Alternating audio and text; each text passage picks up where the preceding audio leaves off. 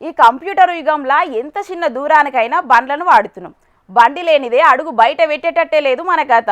బస్సులు, కార్లు, రైళ్లు, పడవలు, విమానాలల్లో ప్రయాణాలు గడుతుంటాం.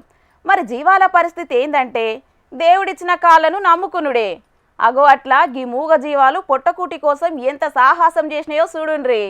మనకంటే పెద్ద పెద్ద పడవలుండే నీళ్ల మీద నడుపుకుంటా ఎంత దూరాలనైనా అల్కగా దాటుతాం గాని మూగజీవాల పరిస్థితి అట్లా కాదు కదా. పడవల సౌలత్ లేక పొట్టకూటి కోసం 2 కిలోమీటర్ల కమానం ఈత కొట్టుకుంటా పోయి మరీ కడుపు నింపుకుంటున్నాయి ఈ మూగజీవాలు. నల్గొండ జిల్లా చందంపేట మండలం కంబాలపల్లి కాడుండే ఆవుల మందలు అటు దిక్కు గడ్డి దొరకనప్పుడు నాగార్జున సాగర్ డ్యాం బ్యాక్ వాటర్ల నది దాటుడే డ్యూటీగా పెట్టుకున్నాయి.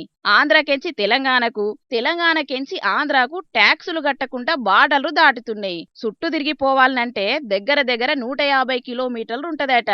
హే, గంత దూరం డీసీఎంలలో ఏం కొంచబోతామని గీ ఉపాయం చేస్తారట అటు దిక్కు పాడి రైతన్నలు. గీ నడుమ ఆవుల మంద స్విమ్మింగ్ పూల్ వీడియోలు గిర్ర గిర్ర చెక్కలు కొట్టేటాళ్లకు వీటి కష్టం పగోనికి కూడా రావద్దనుకోవట్టిండ్రు ఆ వీడియోలు తిప్పుతున్న జనాలు. కానీ పొట్టకూటికి మనుషులకే కాదు ఈ జీవులకు కూడా తిప్పలు తప్పుతలేవు పోన్రి.